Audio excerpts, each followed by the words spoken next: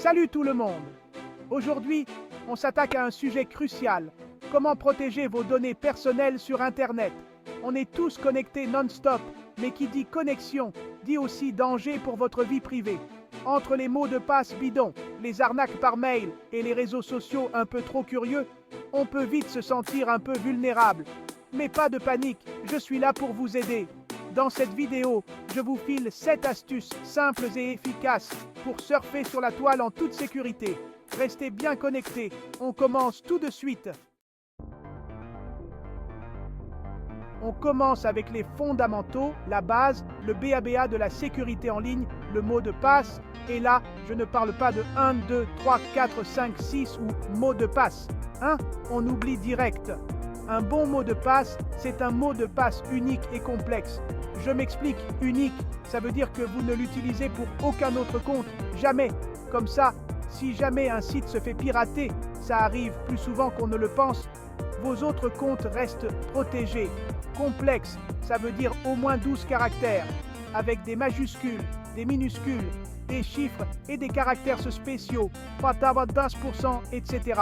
Je sais, c'est pas facile à retenir, mais heureusement, il existe des gestionnaires de mots de passe pour vous simplifier la vie. Personnellement, j'utilise des gestionnaires de mots de passe pour garder et se souvenir de mes mots de passe. C'est facile, non?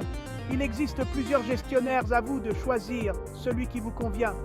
N'hésitez pas à partager vos astuces dans les commentaires, ça peut toujours servir à d'autres. Et surtout, ne notez jamais vos mots de passe sur un bout de papier qui traîne. Le mieux, c'est de les garder en sécurité dans un gestionnaire de mots de passe ou, si vous avez une mémoire d'éléphant, de les mémoriser. On récapitule. Mots de passe unique et complexe pour chaque compte. On n'écrit rien nulle part. Et on utilise un gestionnaire de mots de passe si besoin. Facile, non? On passe à la deuxième astuce, et pas des moindres, la vérification en 2 étapes. Imaginez un instant. Votre mot de passe, c'est la clé de votre maison. La vérification en 2 étapes, c'est comme si vous ajoutiez un énorme cadenas en plus sur votre porte d'entrée. Concrètement, ça veut dire qu'en plus de votre mot de passe, vous allez devoir valider votre connexion avec un deuxième élément, généralement un code envoyé sur votre téléphone. C'est comme si vous aviez besoin d'une deuxième clé pour ouvrir votre porte. Du coup, même si un petit malin arrive à mettre la main sur votre mot de passe, il ne pourra pas accéder à votre compte sans ce fameux code. Plutôt rassurant, non? La plupart des services en ligne proposent aujourd'hui la vérification en 2 étapes. Activez-la sur tous vos comptes importants, réseaux sociaux, email, comptes bancaires, etc. C'est simple, rapide, et ça peut vous éviter bien des ennuis. Alors, on n'hésite plus, on active la double authentification partout. Votre vie privée vous dira merci. On passe maintenant à la troisième astuce, et elle est tout aussi importante que les 2 premières, la prudence face aux emails et aux liens suspects. Parce que oui, sur Internet, tout ce qui brille n'est pas or. Vous avez déjà reçu un email d'un prince nigérian qui vous promet des millions, ou encore un message vous annonçant que vous avez gagné à la loterie alors que vous n'avez même pas joué. Ce sont des arnaques, les amis, et il faut s'en méfier comme de la peste. Ne cliquez jamais sur un lien ou une pièce jointe dans un email suspect. Si vous avez un doute, allez directement sur le site officiel de l'organisme concerné, votre banque, votre fournisseur d'accès Internet, etc. en tapant l'adresse vous-même dans votre navigateur. Et méfiez-vous des offres trop belles pour être vraies.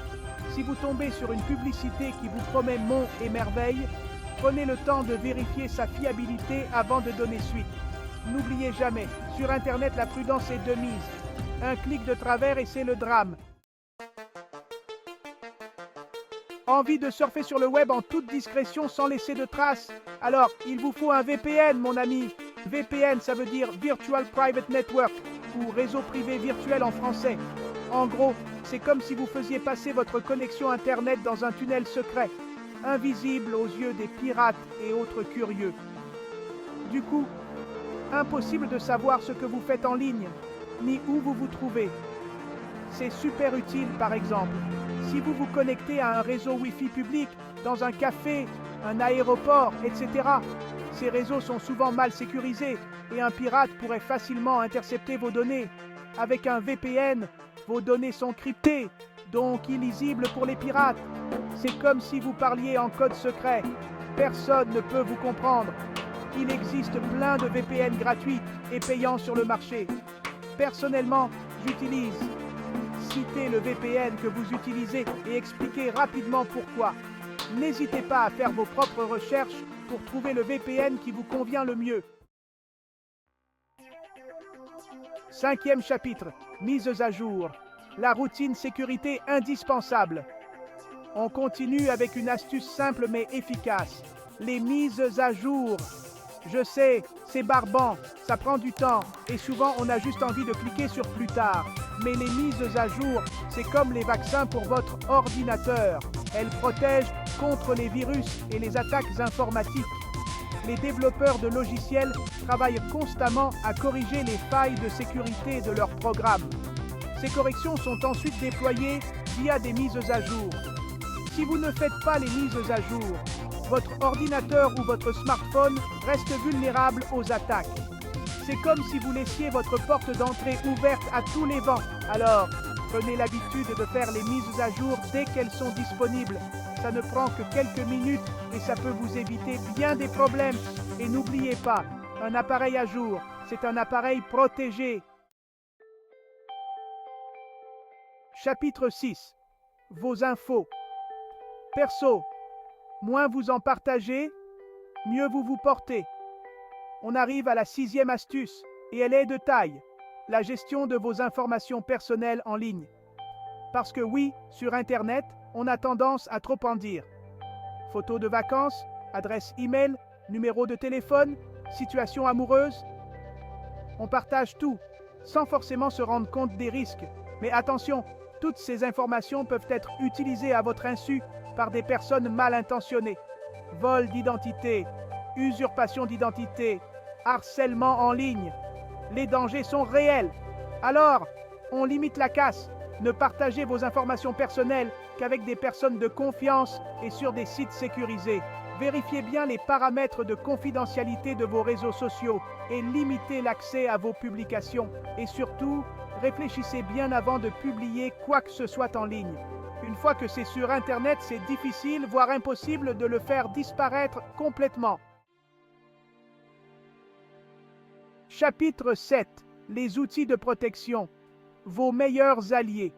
On termine en beauté avec la 7e et dernière astuce, les outils de gestion de la confidentialité et de la sécurité. Parce que oui, il existe plein de logiciels et d'extensions pour vous aider à protéger votre vie privée en ligne. Antivirus, bloqueur de publicité, gestionnaire de mots de passe. Il y en a pour tous les goûts et tous les besoins. Personnellement, j'utilise. Citez les outils que vous utilisez et expliquez rapidement pourquoi. N'hésitez pas à faire vos propres recherches pour trouver les outils qui vous correspondent le mieux. Et surtout, n'oubliez pas, la sécurité en ligne, c'est un travail de tous les instants. Restez vigilants, suivez ces quelques conseils et vous pourrez profiter pleinement de tout ce qu'Internet a à offrir, sans mettre votre vie privée en danger. Protégez votre vie privée en ligne. Voilà, c'est la fin de cette vidéo.